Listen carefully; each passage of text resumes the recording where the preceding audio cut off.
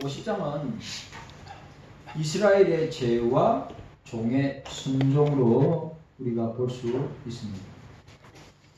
이사야는 49장에서 이사야는 하나님의 종의 사역을 근거로 해서 이스라엘 구원의 확신의 메시지를 정말 원적인 관점에서 서술함으로 포로지에 있는 이스라엘 백성들에게 이 소망을 주는 것을 보게 됩니다.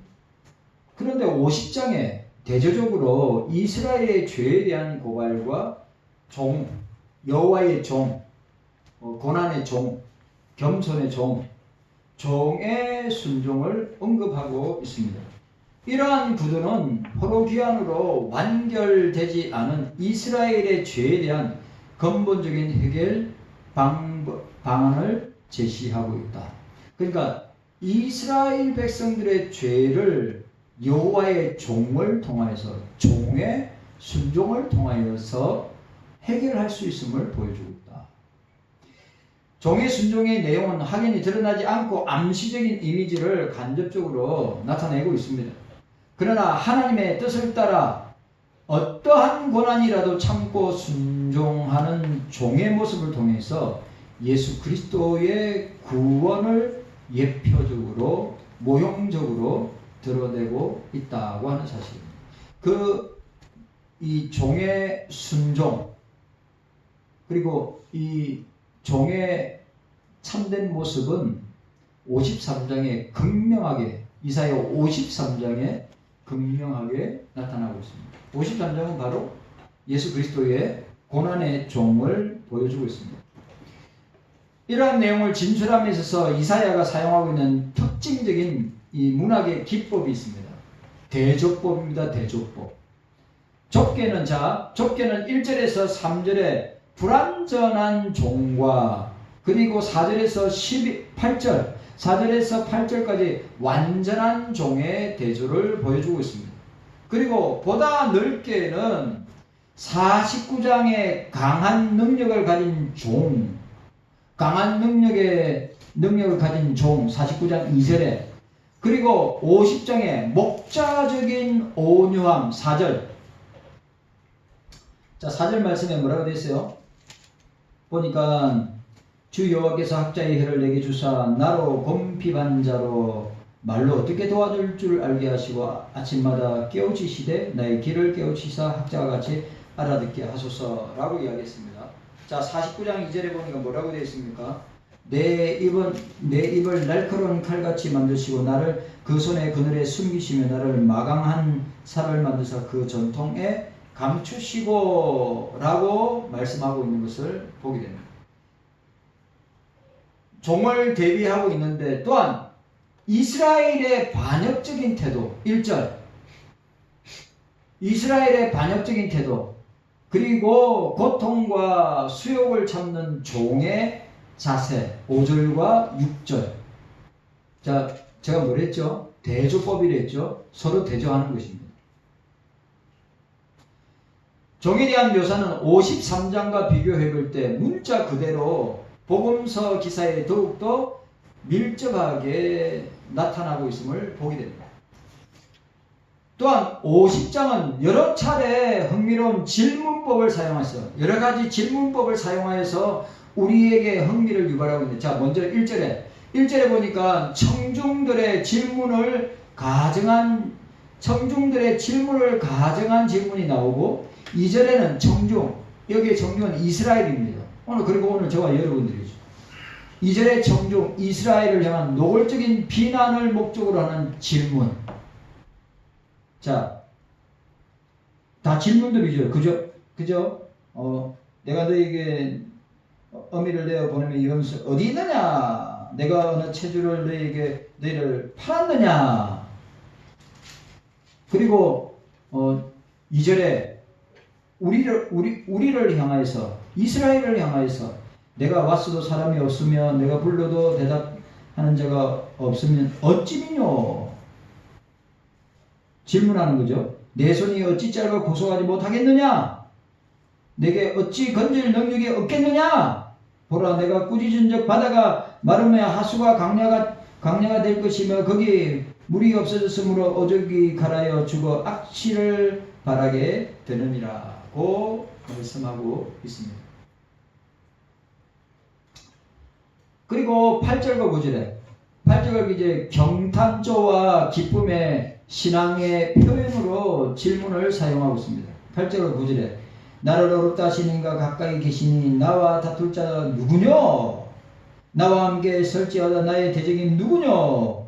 내가 가까이 나올지어다 주 여호와께서 나를 도우시리니 나를 정죄할 자 누구뇨? 그들은 다 옥과 같이 헤어지며 좀에게 먹히리라 라고 표현하고 있습니다. 그리고 마지막 10절에 청중들도 하나님을 경외하는 자의 대열에 들어설 수 있음을 암시하고 권고하는 목적으로 질문을 사용하고 있습니다. 자, 10절에 보시기 바랍니다. 너희 중에 여호와를 경외하며 그 종의 목소리를 청종할 자가 누구뇨? 흑암 중에 행하여 빛이 없는 자라도 여호와의 이름을 의뢰하며 자기 하나님께 의지할지어다. 이렇게 자 오늘 50장에 대조법을 통하여 또 어떻게 합니까? 계속해서 질문을 우리에게 던지고 있습니다. 이사야가 50장을 통해서. 그럼 오늘 50장은 크게 두 부분을 나눌 수 있습니다. 첫 번째가 이스라엘의 죄를 지적하는 전반부입니다. 1절과 3절에. 1절과 3절에. 그 다음에 종의 순종을 다루는 후반부 4절에서 11절까지 내용을 보게 됩니다. 이사야는 이스라엘 백성들의 환난과 어려움이 하나님의 무능 때문이 아니라 그들의 죄 때문에 기인한다고 하는 점을 분명히 밝히고 있습니다. 그러니까 여러분, 자꾸 우리가 하나님을 탓하고 주님을 탓하는 것은 아주 악습입니다. 악습. 우리가 환난을 당하고 핍박당하고 고난을 당하고 어려움을 당하는 그 출발점이 어디냐? 죄 때문이다. 너희들의 죄 때문이다.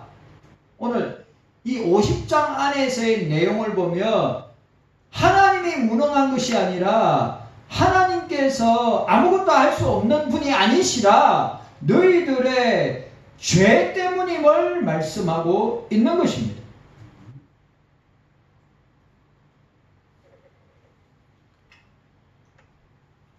이스라엘의 강팍함과 완고함은 이스라엘의 강팍함과 완고함은 심판으로 귀결되는 것입니다. 오늘 저를 보세요. 저와 여러분들의 강팍함과 완고함은 결국 뭐를 낳게 됩니까? 하나님의 심판이 따라오게 된다. 여러분, 우리가 이런 성경을 볼 때마다 강박하면 안 돼요. 예? 마음이 강박하면 안 돼요. 그리고 완고가 뭡니까? 고집을 꺾지 않는 것. 아니, 여러분, 고집을 피울 게 따로 있지. 주의 일을 하고 교회 일을 하면서, 하나님의 일을 하면서 어떻게 해요? 예? 강팍함과 완고함으로 일을 해보세요. 얼마나 교회에 분란이 일어나고 어려움이 일어나고 싸움이 일어나는가. 제가 늘 이야기하죠. 교만은 하나님을 드러내는 것이 아니라 자기를 드러내는 것이고, 겸손은 자기를 드러내지 아니하고 그리스도를, 예수 그리스도를, 하나님을 드러내는 것이. 그러면 겸손한 사람, 예? 겸손한 사람은 강팍할까요? 안 할까요? 예? 겸손한 사람은 강팍할까요? 안 할까요? 겸손한 사람은 완고할까요? 안 할까요? 겸손한 사람은 강팍하지도 않고 완고하지도 않고 교만하지도 않습니다. 근데 교만한 사람은 완고할 뿐만 아니라 강팍하기 이럴 데가 없는 거예요. 이스라엘 백성들이 그러니까 지금 보세요. 지금 남유다 백성들은 강팍하기 거지없고 완고하기 거지없고 교만하기 거지없고 하나님이 무능하고 하나님이 힘이 없고 하나님의 능력이 없어서 우리가 이렇게 되었다고 말한다면 어불성설이 되는 거죠. 앞뒤가 맞지 않는 것입니다.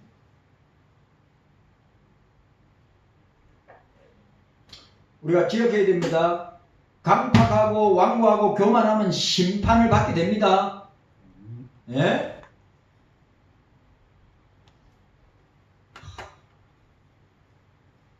교회 안에서 이런 모습들이 있어요, 없어요? 있어요, 없어요? 있어요. 제가 마음이 열해서 그렇지, 마음이 진짜 강하고 독한 것 같으면 여러분 아시죠? 저희 서성 목사님은 말씀을 가지고 제가 이야기하는 거 100배, 1000배 이상 성도들에게 강력하게 선포해요. 제가 그랬어야 됩니다. 그래도 요즘은 그렇게 하면 마음 상한다고 시험 된다고 그러니까 요즘 저는 그렇게 강하게 하지도 않아요. 예? 제가 강하게 하는 거 봤어요, 안 봤어요? 부드럽게 하려고 애를 많이 씁니다. 부드럽게 하려고 애를 많이 쓰고 있어요. 또 미국에 갔다 왔으니까 미국 물을 먹었으니까 더 부드럽게 해야지. 미국 교회 목사님들 참 부드럽고 건의의식 없고 참 겸손하고 섬길 수 있는 우리 한국교회 목사들 또 우리 시찰이나 노예나 총회 목사님들 보면 본받아야 되는데 오늘 우리가 기억해야 될 것은 이 남유다의 강팍함과 완고함과 교만은 심판으로 기결된다. 심판으로 기결된다. 잘 보시라 이 말이에요.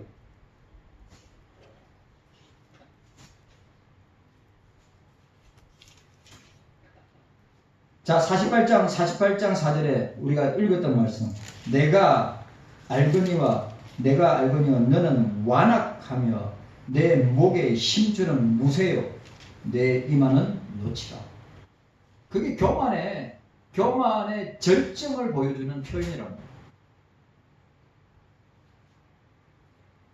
항상 저와 여러분들은 겸손해야 합니다. 겸손해야 돼요. 남을 나보다 낮게 여겨야 돼요. 네? 그 사람 앞에서는 그렇게 칭찬하고 이빠르게 이야기하며 칭찬하고 자랑하면서 뒤에서는 욕하면 안 되죠. 반면에 여호와의 종은 하나님의 명령에 순종한다. 5절에 보시기 바랍니다. 5절에 뭐라고 되어 있어요? 주 여호와께서 나의 길을 열어주심으로 내가 거역지도 아니하며 뒤로 물러가지도 아니하며 라고 했어요. 그리고 등에 채찍을 맞고 당시 건동 지방의 최대의 모욕이 뭐냐? 침뱉음을 당하는 거예요. 6절에 보세요. 6절에 나를 때리는 자들에게 내 등을 맡기며 나의 수염을 뽑는 자들에게 나의 뺨을 맡기며 수욕과 침뱉음을 피하려고 내 얼굴을 가리우지 아니하였느니라. 자, 이런 표현들은 다 누구에게 적용되는 거예요? 이런 표현들은 다 누구에게 적용되는 거예요? 예수 그리스도에게 다 적용되는 거예요. 이런 수치, 이런 침뱉음을 누가 당해야 됩니까? 누가 당해야 돼요? 저와 여러분들이 당해야 되는 거예요. 예? 죄 없으신 주님이 나 대신 우리 대신 당한 수욕이고 우리 대신 당한 모습을 우리에게 보여주고 있습니다.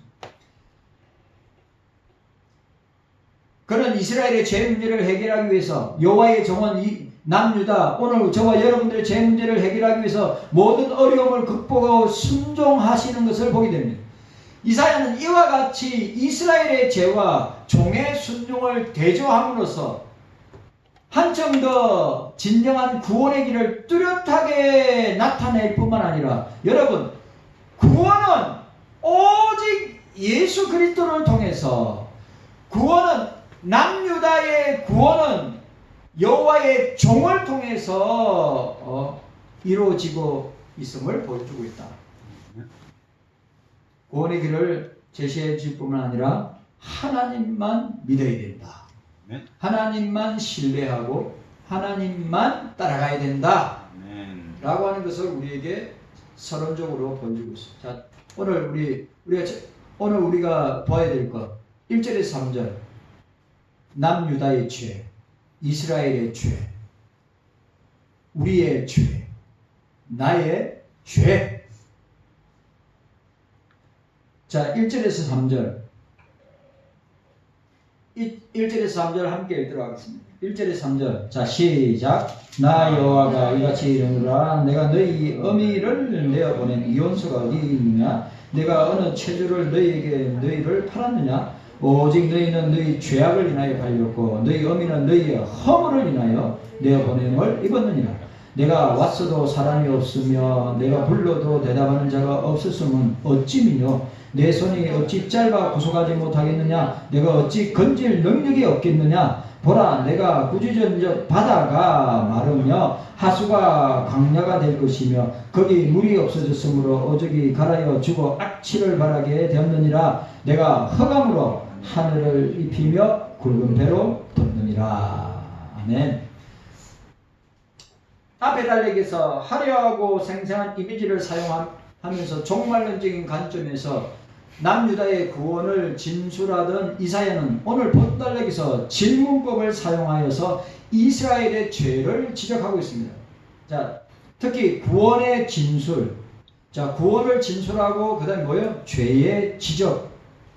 구원을 진술하고 죄의 지적의 구도를 통하여 구원에 이르기 전에 해결해야 할 문제가 바로 뭐냐? 뭐죠? 여러분, 저와 여러분 똑같아요. 그리스도로 말미암아 그리스도를 통하여 말미암아 구원을 얻기 전에 구원에 이르기 전에 해결해야 될 문제가 뭡니까? 뭐예요? 뭡니까? 죄 문제 해결해야 돼.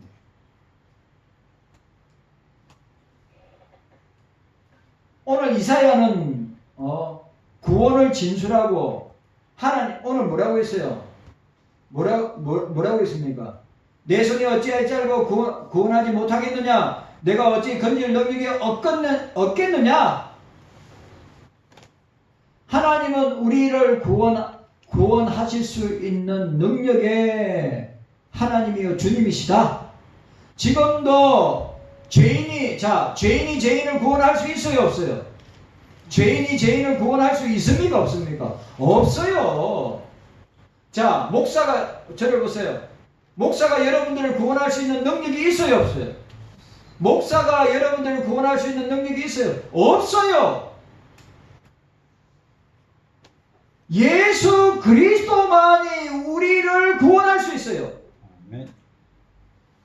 목사는 단지 여러분들에게 구원의 길을 알려주는 구원의 방법을, 구원의 길을, 구원의 역사가 어떻게 일어나는 것을 알려주는 도구로, 수단으로 사용할 뿐이지 여러분들을 구원시킬 수 있는 구원자가 아니라 이 말이에요. 능력자가 아니라 이 말이에요.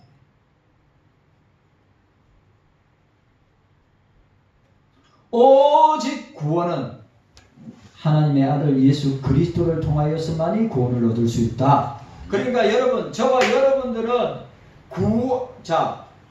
자기가 사랑하고 자기가 좋아하고 자기가 아끼는 사람을 구원하기 위해서 저와 여러분들은 어떤 역할을 합니까? 도구 역할을 하는 거예요. 네? 이 성경 말씀을 이 성경을 주 예수를 믿으라 그리하면 너와 내 집이 구원을 얻으리라고 하는 이 성경 말씀으로 그 복음을 선포하고 복음을 전함으로 그들이 성령의 역사로 말미암아 그들이 예수님을 자기의 구주로 영접하여 죄 용서 받고 구원받는 역사가 일어나도록 우리를 수단으로 도구로 사용되어지는 거지 우리가 구원자가 아니라 이 말이에요. 착각하면 안 돼요. 우린 도구.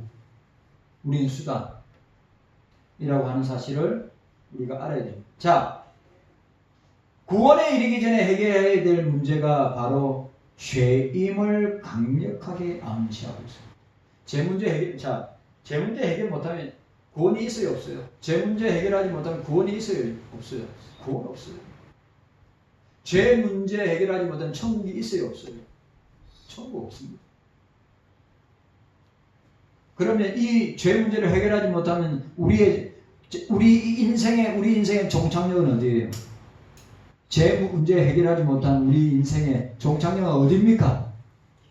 어디입니까? 지옥입니다. 지옥입니다. 지옥입니다. 확실합니까? 그러면 여러분들의 부모, 여러분들의 자녀, 여러분들의 혈육, 골육 친척들이 죄 문제 해결하지 못하고 지금도 살아 숨쉬고 있는데 호련히 순식간에 오늘도 애국운동하시는 목사님인데 세상을 떠났어요. 대전에 있는 교회. 그 교회도 큰 교회인데 열심히 애국운동하고 열심히 영혼 구원하고 전도하고 복음을 전했던 목사님인데 오늘 천국 환송 예배 발인을 하는 것을 봤습니다. 여러분, 기회는 항상 있는 것입니까? 없는 것입니까? 기회는 항상 있어요? 없습니다.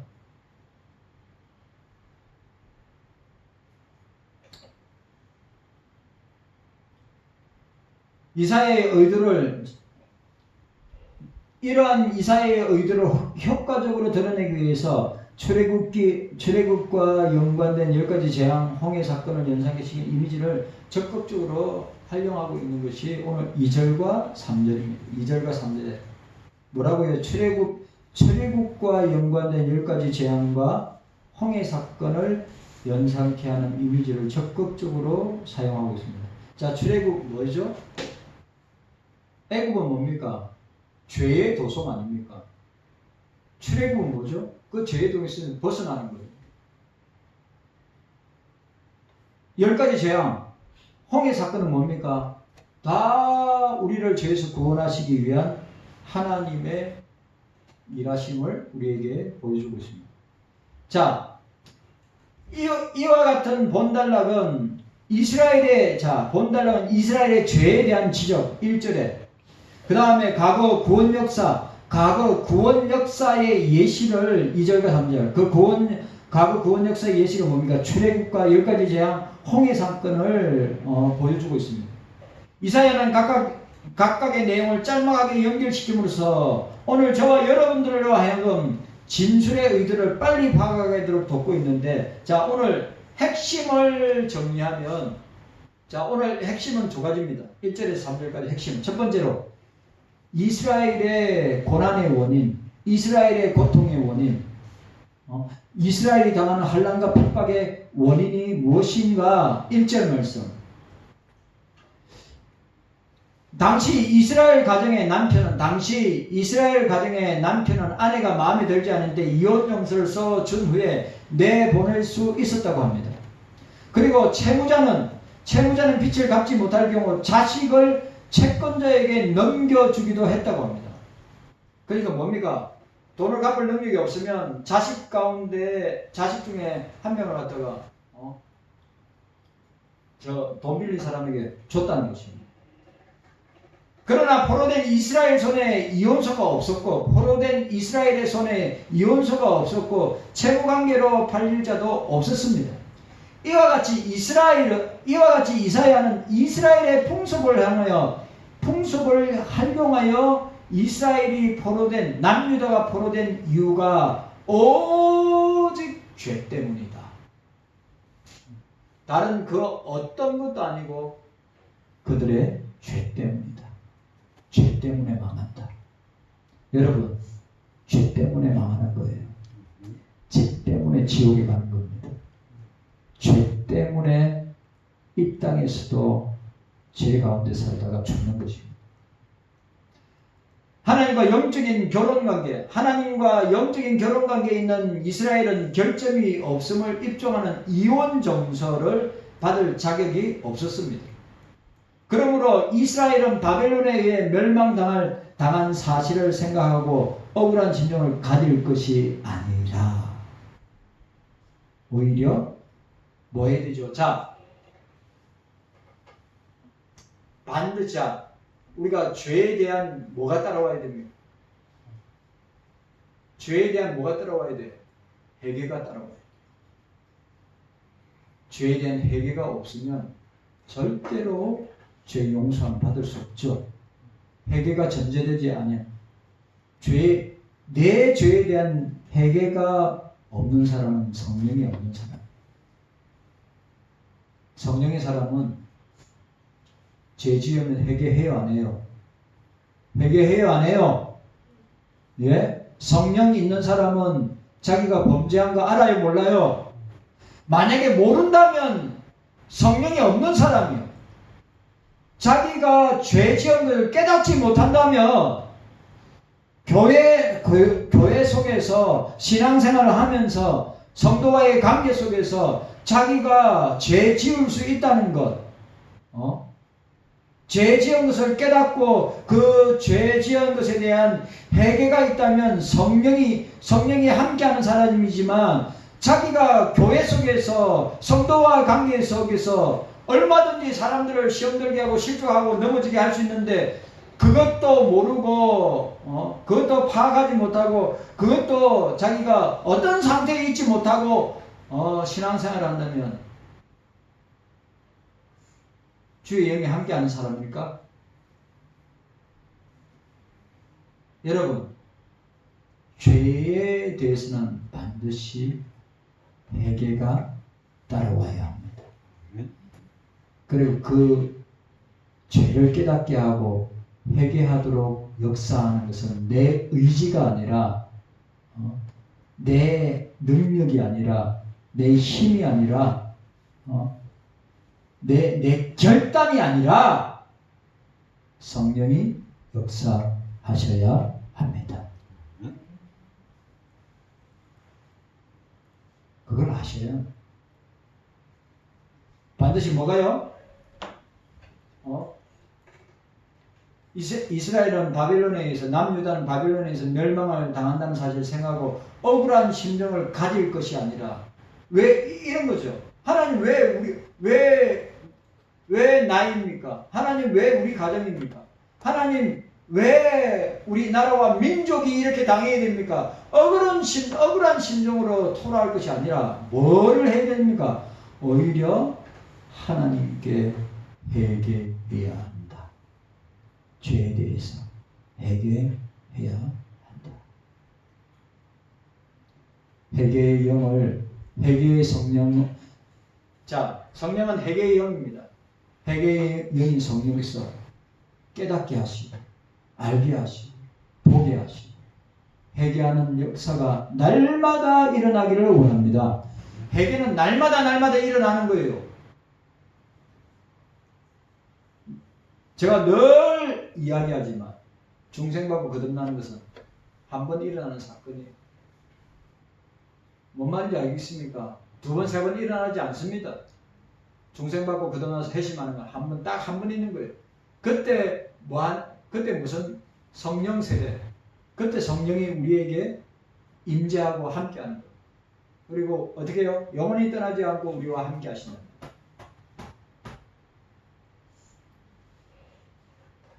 그래, 여러분들 회개할 수 있도록 깨닫게 하시고 또 내가 신앙생활하고 교회생활하고 성도들과의 관계 속에서 내가 잘못하고 상처 주고 아픔 주고 한 것을 깨닫게 하시고 알게 하시고 회개하게 하시는 것은 성령이 하신다. 회개의 영은 성령은 회개의 영이니까 우리와 함께 하실 뿐만 아니라 우리가 그렇게 회개하지 않고 완악하고 보세요. 우리가 회개하지 않고 완악하고 완고하고 교만할 때 성령이 탄식하시는 거예요. 우리 속에서 탄식하시는 거예요. 우리 속에서 괴로워하시는 거예요. 그러나 회개하고 주님 앞에 회개하고 돌이키고 주님 앞에 나아갈 때 성령은 어떻게 하십니까? 기뻐하시죠. 여러분 기억해야 됩니다. 내가 회개하고 싶다고 회개되어지는 거 아닙니다. 내가 회개하도록 깨닫게 하시고 알게 하시고 보게 하셔서 주님 앞에 나와서 회개하도록 하는 것은 내 의지로 되는 것이 아닙니다. 주의 성령께서 하십니다. 주의 성령께서. 근데 여러분들이 그렇게 할 줄 모른다. 그러면 이미 여러분들의 마음과 양심은 하인 맞은 거예요. 그래서 다윗이 주의 성신을 내게서 거두지.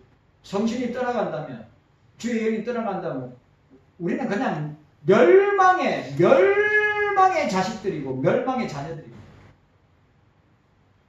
그래서 다윗이 기도한 게 뭡니까? 주의 성신을 내게서 거두지 마옵시오.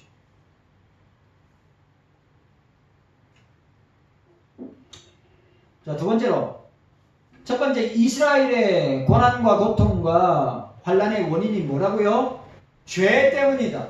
그러면 오늘 저와 여러분들에게 적용하면, 왜 주님, 왜 내가 주님을 어떻게 섬기고 교회를 어떻게 섬기고 성도를 어떻게 섬기고 왜 나에게 이런 고통을, 왜 나에게 이런 환난을, 왜 나에게 이런 핍박을, 왜 나에게 이런 고난을 주십니까? 라고 하였을 때 우리가 점검하고 돌이켜봐야 돼. 죄가 있느냐 없느냐? 나에게 죄가 있느냐 없느냐? 내 가정에 죄가 있느냐 없느냐? 내 자식들에게 죄가 있느냐 없느냐? 살펴봐야 되는 거예요. 항상 문제를 어디에서 찾아야 돼요? 내게서 찾아야 돼요. 내게서. 다른 사람 뒤집어 씌우지 말고요. 괜히 다른 사람 억울하게 만들고 나쁜 사람 만들지 말고요. 예? 오늘 이스라엘이나 유다나 남유다나 이스라엘이나 오늘 저와 여러분들에게 오는 이 고통, 고난, 이런 모든 원인은 죄 때문이라고 하는 것을 잊어서는 안 돼요. 그럼 이 죄는 어떻게 해야 됩니까? 반드시 회개가 따라와야 됩니다. 회개가 따라올 때 주의 성령께서 역사하셔서 용서해 주신다고 하는 사실입니다. 핑계댈 필요 없어요. 누구 탓이라고 할 필요 없어요. 여러분들, 제가 또 말씀드리지만 남 탓하지 마세요. 누구 탓하지 마세요. 자기. 나. 두 번째로, 오늘 2절과 3절, 하나님. 자, 그러면 이스라엘의 환난과 고난과 고통의 원인이 그들의 죄 때문이었다면, 그러면 오늘 2절과 3절은 하나님의 그런 죄 가운데 있는 남유다를, 이스라엘을, 나와 여러분들을 하나님의 능력으로 구원하심을 보게 됩니다. 하나님의 구원의 능력을 입증하기 위해서 이사야는 뭘 사용하였습니까? 과거 구원 역사를 소개하고 사용하고 있습니다. 특별히 여기서 홍해 사건, 출애굽기 14장 21절에서 23절, 그 다음에 요단강을 건너가는 사건, 여호수아 3장 16절 17절, 그리고 강이 피로 변하는 사건, 이게 10재앙 중에 하나죠. 출애굽기 7장 20절 21절. 그리고 애굽에 내린 재앙 중에 9번째 재앙이 뭡니까? 흑암재앙이죠. 흑암재앙. 출애굽기 10장 21절에 23절에 오늘 보세요. 뭐라고 했어요? 내가 흑암으로 하늘을 입히며 굵은 배로 덮느니라 등으로 소개하고 있습니다. 이사야는 서로 다른 사건을 짧은 몇 마디의 구절들을 사용하여 연속적으로 묘사함으로써 우리들로 하여금, 저와 여러분들로 하여금 마치 빨리 돌아가는 활동사진을 보는 듯한 느낌을 갖게 하는데, 이러한 서술 기법을 통해서 많은 역사적 사실을 집중적으로 소개함으로써 하나님은 모든 것을 가능하게 하시는 능력의 하나님임을 우리에게 분명하게 보여줍니다. 여러분, 자 보세요. 출애굽할 수 있는 그 인간의 힘으로 할 수 있어요, 없어요? 없습니다. 홍해를 건너는 거 인간의 힘으로 할 수 있어요, 없어요? 없습니다. 요단강을 건너가는 거 할 수 있어요, 없어요? 없어요. 10가지 재앙 인간들이 할 수 있어요, 없어요? 없어요. 그 하나님은 지금도 살아계신다. 아멘. 그 주님은 지금도 살아계셔서 우리를 불꽃 같은 눈동자로 우리를 지키시고 보호하시고 인도하시고 함께하시고 역사하신다. 믿어야지요. 믿어야지. 이거 못 믿으면 어떻게 신앙생활을 하실 겁니까? 이거 못 믿으면 뭔 재미로 신앙생활을 할 거예요? 주님은 지금도 살아계신다. 주님은 지금도 죄인들을 부르시고 그 죄를 용서하시고 성령을 통하여서 그 죄인을 지금도 구원하신다. 누구를 통하여서? 저와 여러분들을 통하여서. 기억하세요. 하나님의 능력은 무한하다. 하나님의 능력은, 주님의 능력은 끝이 없다. 무한하다. 무한대다. 그걸 믿는다면 우리가 주님의 능력을 믿고 의지하면서 역사해달라고 기도해야지요. 안 믿으니까 역사가 안 일어나는 거예요. 주님은 시퍼렇게 살아계시는데도 불구하고 사신 하나님, 죽은 하나님이고 아무것도 할 수 없는 무능력한 하나님으로 말하는 인생들이 얼마나 많이. 오늘 저와 여러분들 기억해야 됩니다. 자, 남유다의 죄, 이스라엘의 죄, 우리의 죄 때문에 망하는 것이다. 그 죄를 해결할 수 있는 것은 그리스도를 통해서만이 죄를 해결할 수 있다. 네. 그리고 그 죄를 해결할 때 용서하시고 주님의 자녀 삼아 주신다. 그 구원의 하나님, 그 구원의 주님은 지금도 살아계셔서 역사하십니다. 네? 믿으시기를 주의 이름으로 축원합니다. 아멘. 주님 감사합니다. 깨닫는 은혜가